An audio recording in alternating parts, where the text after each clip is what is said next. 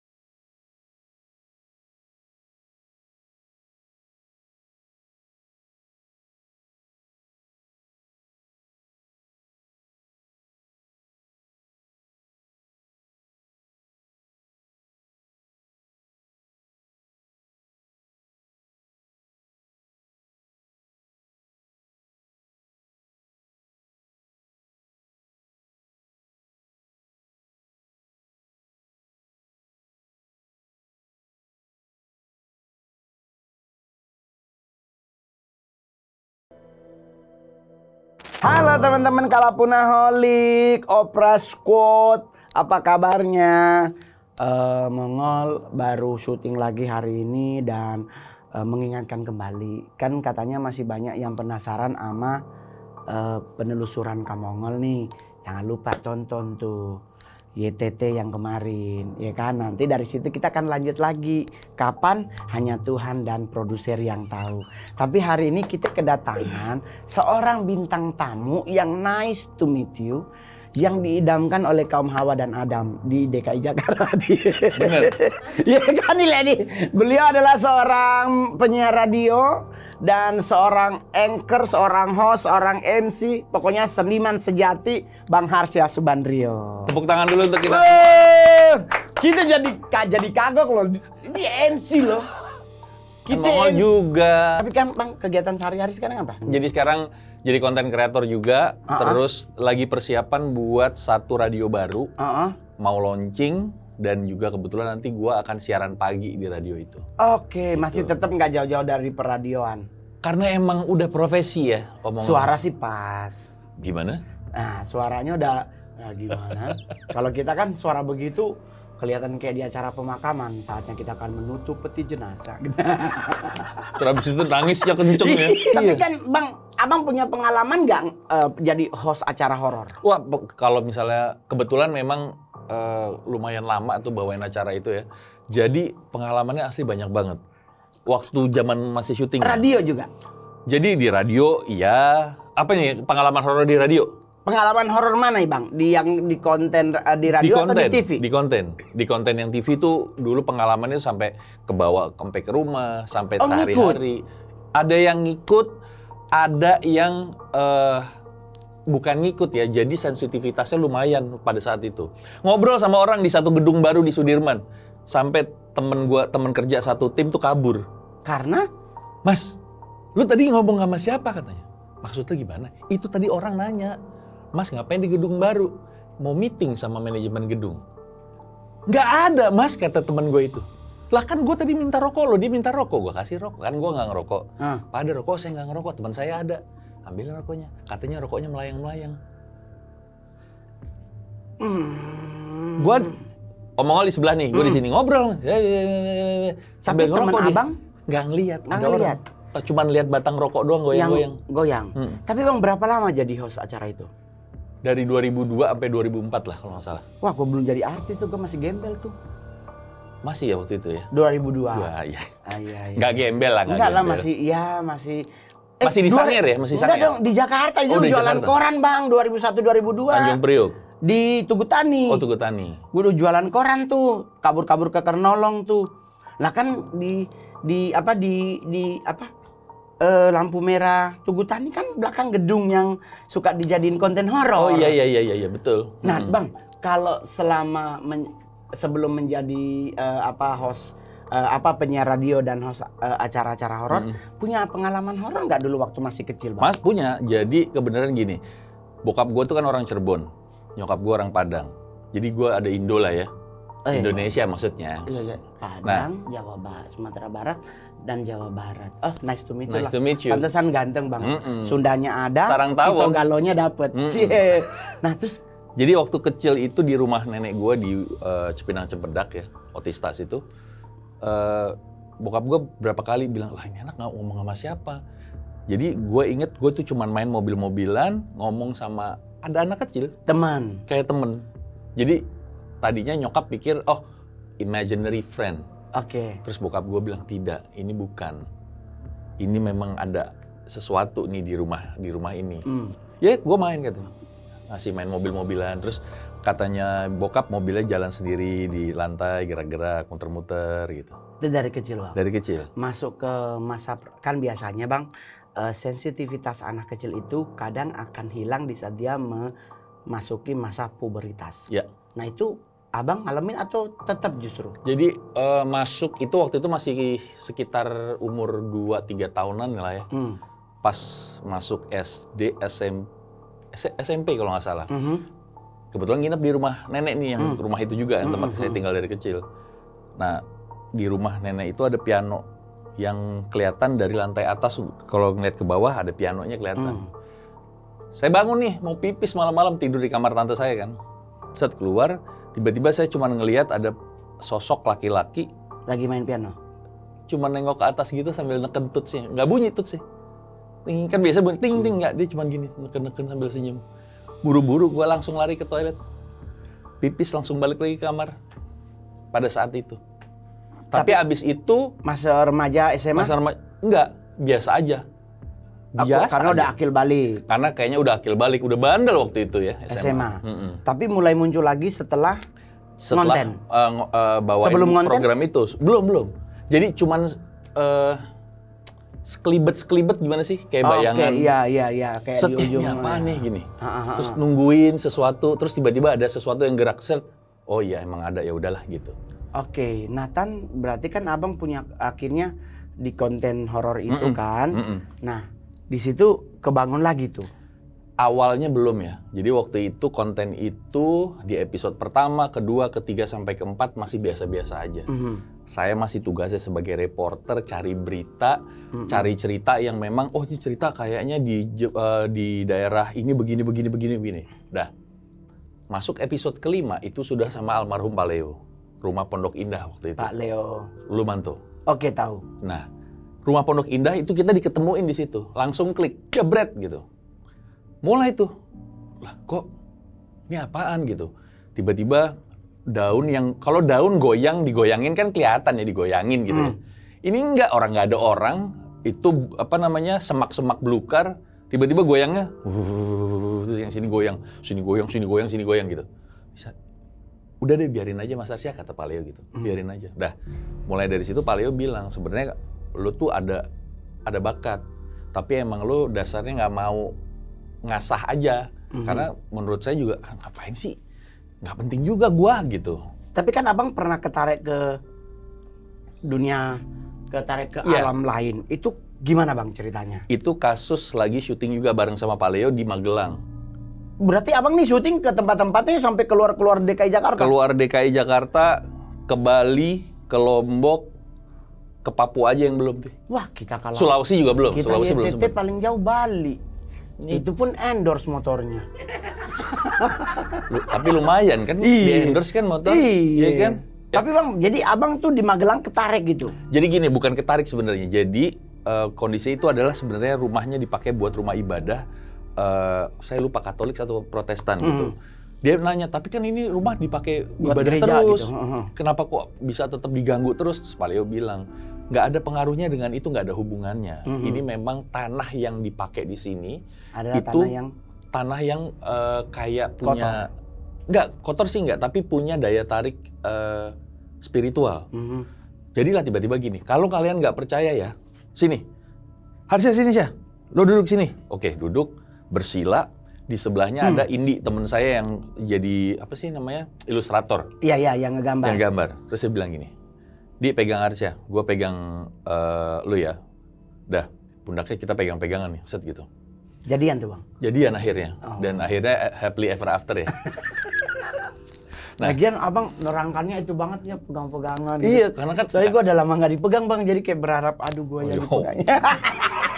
Full gosok. Konten apa sih? Jadi Abang duduk yang satu lagi berarti abang berdua nih pegang-pegangan. Sebelah-sebelahan. Nggak megang paleo? Enggak, paleo yang megang kita berdua. Set, gitu, Oh, dari oke. belakang. Jadi kayak diberkati Kayak ya. diberkati. Oh. Iya kan? Diberkati udah, merem, lo baca Al-Fatihah berdua, udah. Terus gak lama, gak sampai semenit lah. Loh, ini apa nih? Gitu. Gue ngerasa badan gue itu jalan menuju ke halaman belakang dari rumah, ngelewatin di belakangnya hutan. Di belakangnya tuh hutan belukar. Terus jalan, ini apa nih? Udah tenang. Jadi ini apa nih? Udah Berarti tenang. abang kayak ngerogoh sukmonya. Iya, kayak ngerogoh sukmo. Kayak gitu. Jalan, tiba-tiba terang. Itu malam kita syuting. Sorry bang, mau nanya. Berarti Pak Leo megang abang berdua ya? Berarti kan, berarti istilahnya, itunya astralnya injection. Iya, kayak injection gitu. Iya, diinjek. Iya. Jadi abang akhirnya Berjalan ke sana. Nah, abang dibawa ke semak belukar belakang. Jalan ngelewatin hutan semak belukar, tiba-tiba terang, tiba-tiba pasar. Ada orang lagi belanja, ada orang lagi jalan dengan pakaian zaman dulu. Oke. Pakai sorban, terus cuman pakai dodot perempuannya, anak kecil lari-lari, tiba-tiba orang yang di bagian dari pasar itu nengok ke kita semua.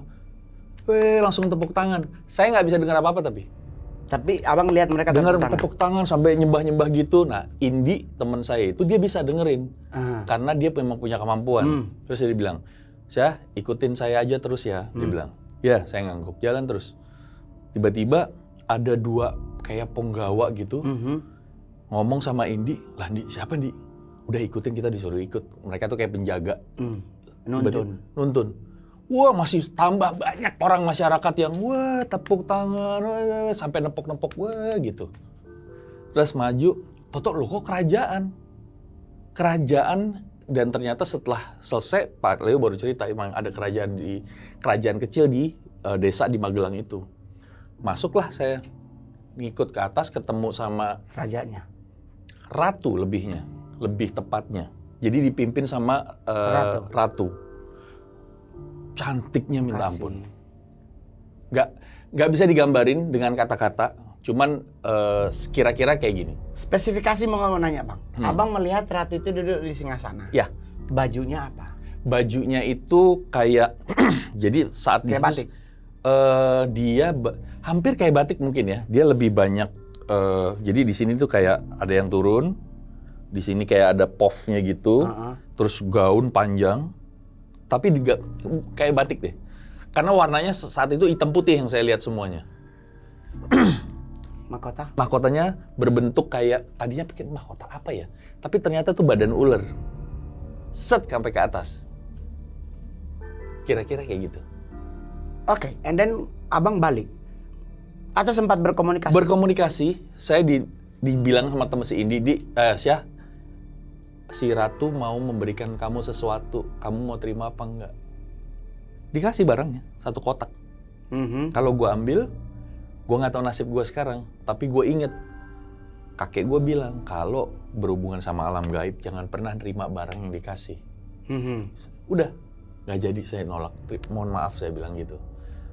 Sesudah itu udah komunikasi panjang lebar, tiba-tiba saya cuma dengar balik suaranya Pak Leo. Tiba-tiba saya mundur lagi, balik lagi ke posisi saya duduk. Dengan saya kaget, itu keringat udah ngocor dari badan, badan. Keringetan semua. Itu pertama dan terakhir atau ada lagi bang? Hal-hal yang kejadian yang parahnya ya, kalau yang kayak Rogo Sukmo itu, yang paling kuat itu aja. Terus yang lainnya itu ketemu makhluk halus gitu sampai sakit? Alhamdulillahnya enggak. Tapi yang parah pernah, saya biasanya kalau pulang syuting ya, Mongol ya, dari luar kota misalnya, saya kasih waktu 2 jam, saya nggak langsung balik ke rumah. Saya mampir ke masjid aja yang terdekat. Pokoknya wudhu, sholat apapun yang memang waktunya masih ada, sholat, abis itu baru balik. Baru pulang. 1 kali, sholatnya, bukan sholat ya, lupa ke masjid karena udah capek banget. Dari bandara langsung balik ke rumah. Besok kan, mau tiba-tiba kok nih anak gue nangis mulu. Kenapa ya? Telepon ke Palio, Jack, nih si Farel kenapa nangis mulu, Jack? Hah? Kenapa? Bentar, kata Palio. Jangan ditutup ya. Ya. Lu coba lihat jendela lu sekarang.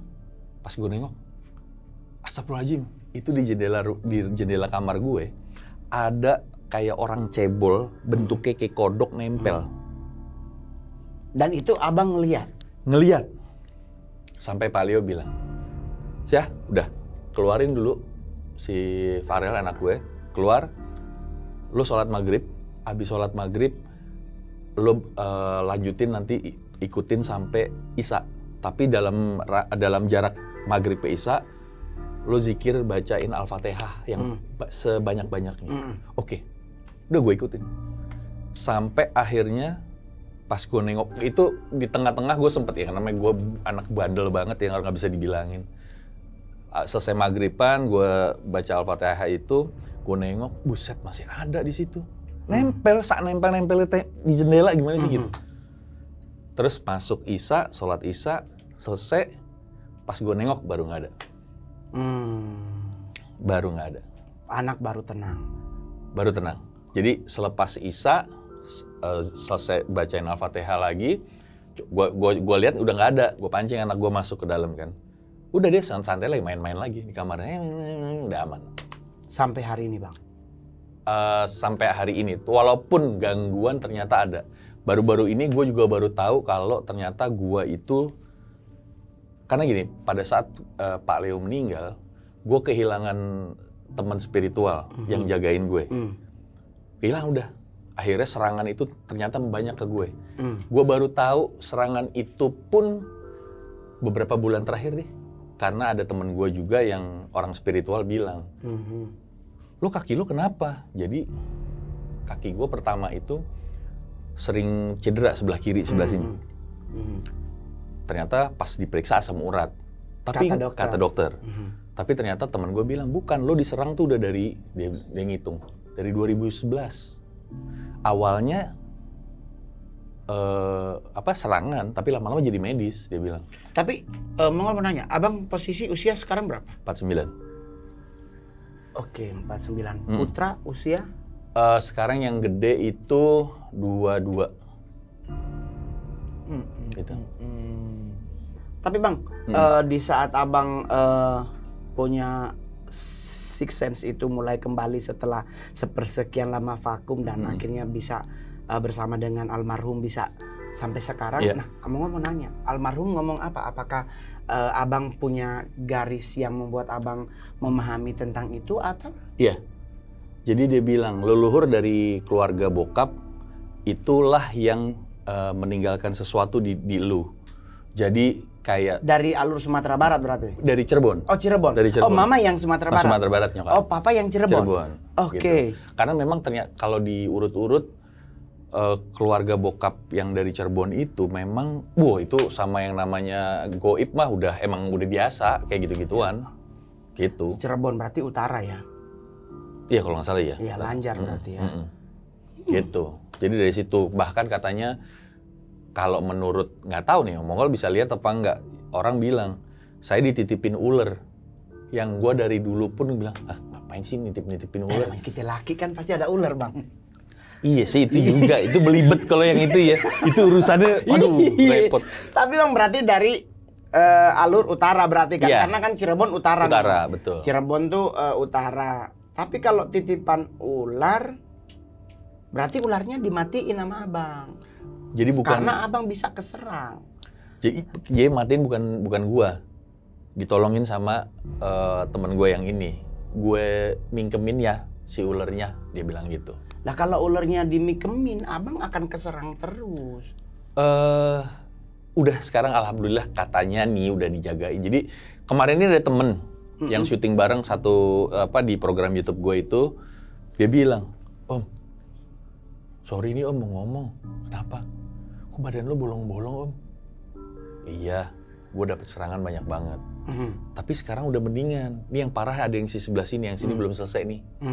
Jadi gue diserang dari 2011, 2012 sampai sekarang. Alasan penyerangannya itu karena apa menurut mereka? Kalau menurut temen gue, dia bilang karena sakit hati sama gue. Dan ini dulu adalah orang terdekat gue sebenarnya. Berarti yang sakit hati ini urusannya cuma ada dua bang. Percintaan yang paling fatal. Apakah pernah menyakiti? Bukan percintaan, tapi ini adalah orang tua dari mantan gue. Oh, oke. Gitu, mantan istri Oke. gue. Gitu ya. Ini kalau ada yang nonton, kalau misalnya dari salah satu mereka keluarga nonton, gue nggak peduli. Yang penting pada saat lo ngejahatin seseorang, kejahatan tuh akan balik lagi. Iya. Gitu. Karena yang nabur pasti yang nuai. Nuai. Kecuali yang nabur siapa, yang nuai siapa, berarti yang nuai ini pencuri. Nah, hukum pencuri adalah potong tangan yang kanan atau yang kiri, mana yang nyuri. Itu kan lebih fatal. Betul. Nah, itu juga Mongol selalu bilang buat orang-orang yang berbuat jahat di luar sana, harusnya tuh kan kita menghadapi apapun tawakal aja. Betul.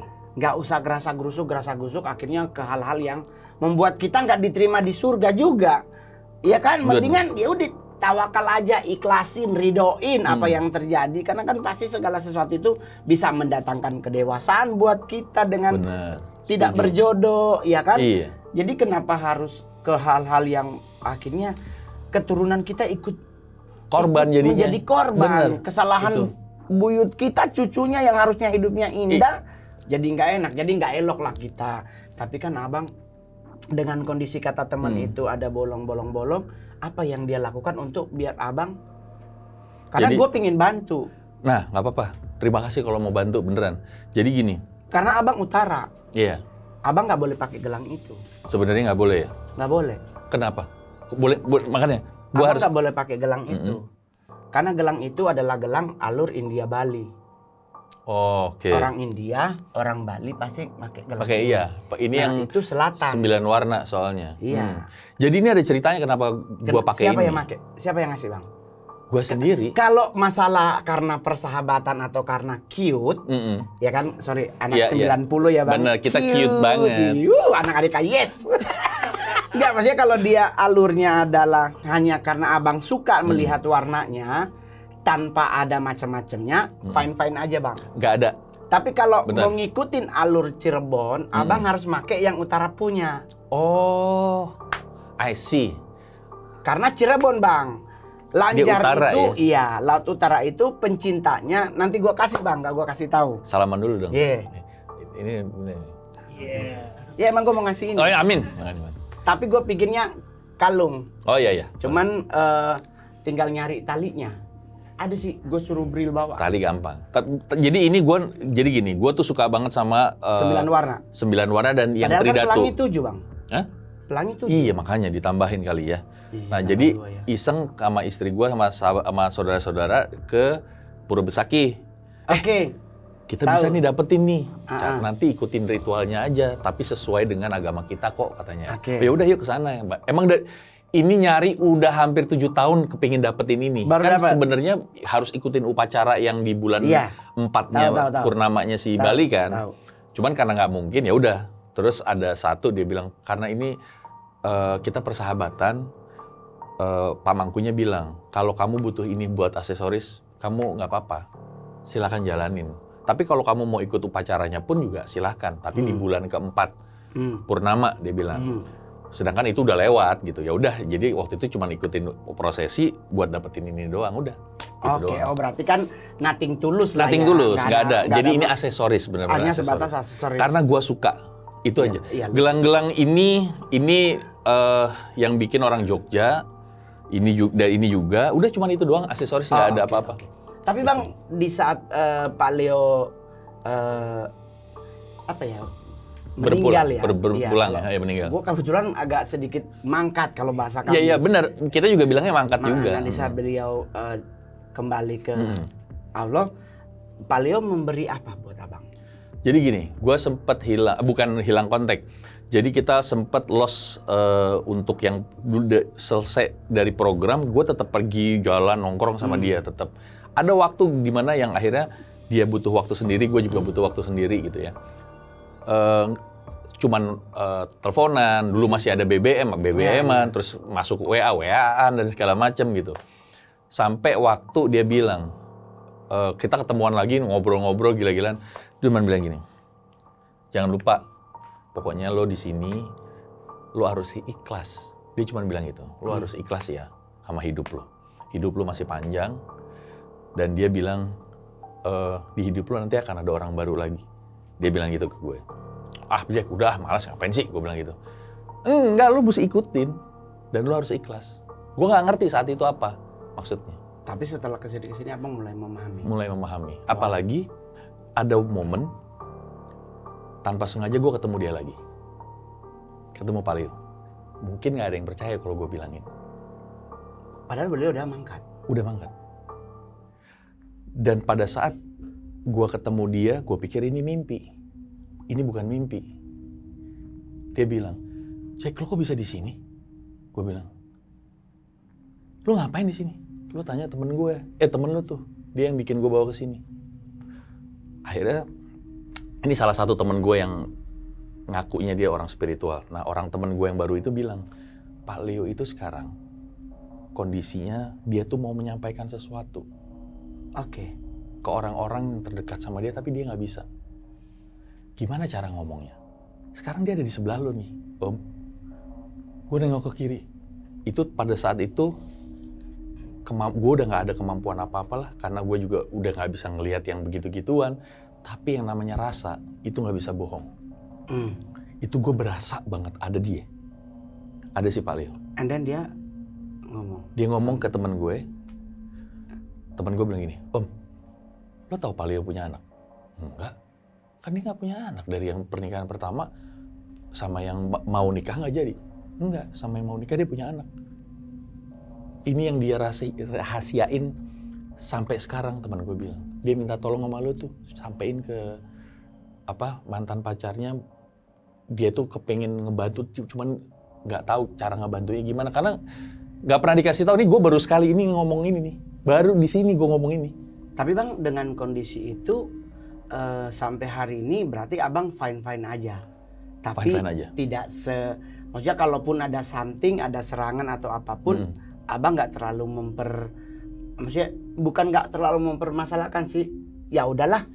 Ya udahlah. Gua gitu. masih mampu berdiri karena gue masih punya Tuhan gitu kan. Iya. Karena gue masih Paling punya gitu. Allah gitu.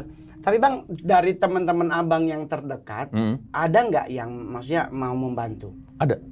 Dan dia sampai hari ini. Sampai hari ini ngebantuin. Alhamdulillah. Kenapa nggak bikin konten horor? Ada. Di YouTube konten sendiri? Ada. Oh good lah. Ada. Tapi spesifikasi ke penelusuran gitu atau? Ada penelusuran, ada ngobrol-ngobrol kayak kita gini. Dan kita ngobrolnya tuh lebih ke gini. Jadi konsep yang, karena gini, pada saat horor mau gue diajakin, gue bilang, kalau nggak ada yang jagain gue nggak mau ya. Karena nih nanti gue berantem nih. Atau gue yang diserang nih. Yeah. Dan bener, ada beberapa serangan itu datang, tapi ya udah gue diemin. Karena gue tahu ada temen gue namanya Kak Re, dia yang ngebantuin, dia yang ngebentengin kita, dia yang ngejagain sampai dia ngebersihin. Tapi sampai hari ini masih bisa ngerasain hal-hal mistis nggak? Sekarang pokoknya gini. Kan konon kabarnya bisa melihat. Iya, tapi itu gue bilang sama si Kak Re, Kak, sampai sekarang gue nggak bisa ngelihat lagi, tapi gue bisa ngerasain atau titik mata gue stop di mana, disitulah ada ya Kak, ada, iya. Jadi yang sekarang yang kalau gue ngerasain sekarang pakai hati nih, lagi diem, gue tidur di rumah, gue kebangun jam 3. Yang anehnya dari dulu setiap jam 3 lebih 15 gue kebangun, gue selalu ngelihat ke satu titik tembok di rumah gue. And then? Memang ada orang yang ngeliatin. Ada orang yang ngintipin Abang? Iya, pokoknya dia maksudnya berdiri. Keluargamu? Ya, berdiri. Kan gue sempet pisah, gue tinggal sendiri di rumah. Nah, pada saat itu tuh ada orang laki-laki dia ngeliatin naik ke gue. Tapi gue tinggal tidur. Pisah? Iya, separate, divorce.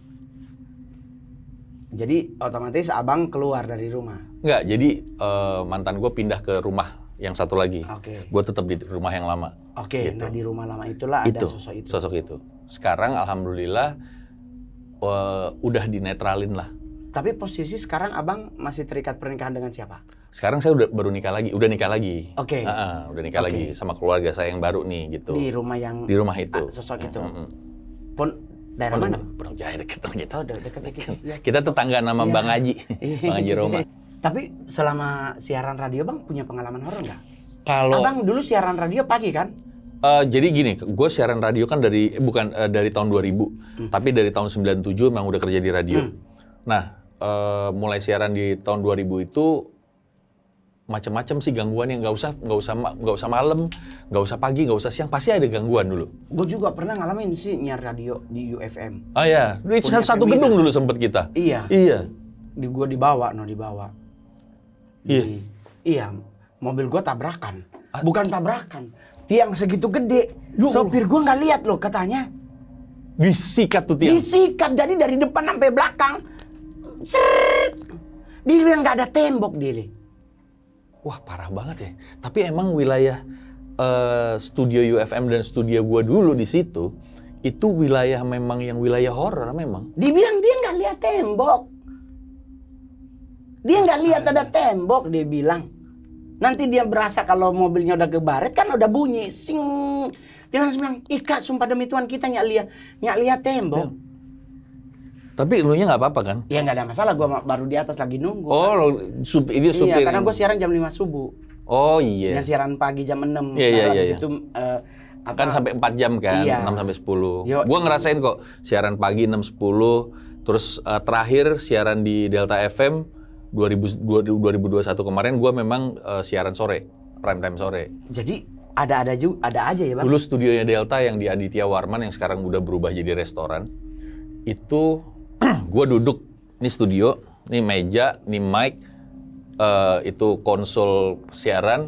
Partner gue di kiri, di belakang gue jendela, jadi bisa ngeliat anak-anak timnya Delta pada kerja. Di ujung ruang bos gue, program director. Itu yang sering nggak dapat gangguan. Kalau lagi habis sambil minum, kalau ruangan kosong pasti ada yang gini, gitu. Set, gitu. Di ruangan ujung situ. Wah anak-anak itu sering sempat pernah tiba-tiba, kenapa itu anak-anak pada cabut semua?